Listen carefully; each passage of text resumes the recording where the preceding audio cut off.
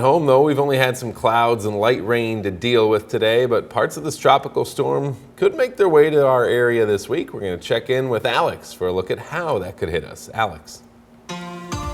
So thankfully, if that tropical storm is able to make it into the Midwest, it'd be a lot weaker, and it's a few days from now. May impact our weekend weather. Still, though, that could impact your plans if you're trying to plan something outdoors over the next couple days. Thankfully, it's nowhere near us right now, but that cloud cover, that drizzly weather's really kept our temperatures down, some of our coolest weather in weeks.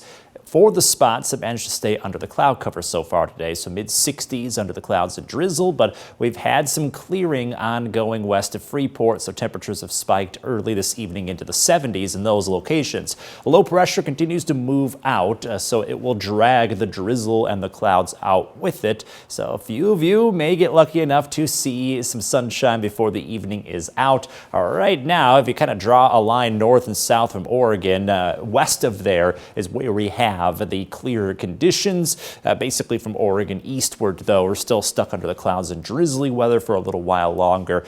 May not see that clear out in time for sunset, but it bodes well for tomorrow and the next couple days with much clearer weather just around the corner. So rest of today, cloud cover does break up a little bit. Temperature-wise, though, 60s to 50s over the rest of this evening, so it's going to feel like a fall evening. Plenty of cool weather to take us through the remainder of the day. Then as the sky continues to clear out, all of that moisture from today could result in some patchy fog late tonight, so watch out if you're driving out late tonight or early tomorrow morning. The foggy conditions could slow you down a little bit. A cool 52 in the forecast overnight.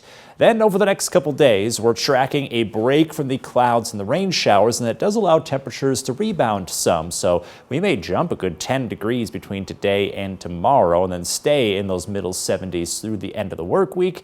Then we're keeping an eye on the weekend from impacts of whatever's left over from Tropical Storm Helene. So that is still at a tropical storm strength in the Caribbean. It'll move into the Gulf of Mexico where waters are extremely warm and boosted by climate change. So this is why this may go from a tropical storm to a Category 3 hurricane in a hurry. You can see on Future Track, could reach hurricane strength very early tomorrow morning, and then it goes from 1 to potentially a Category 3 between Wednesday and Thursday.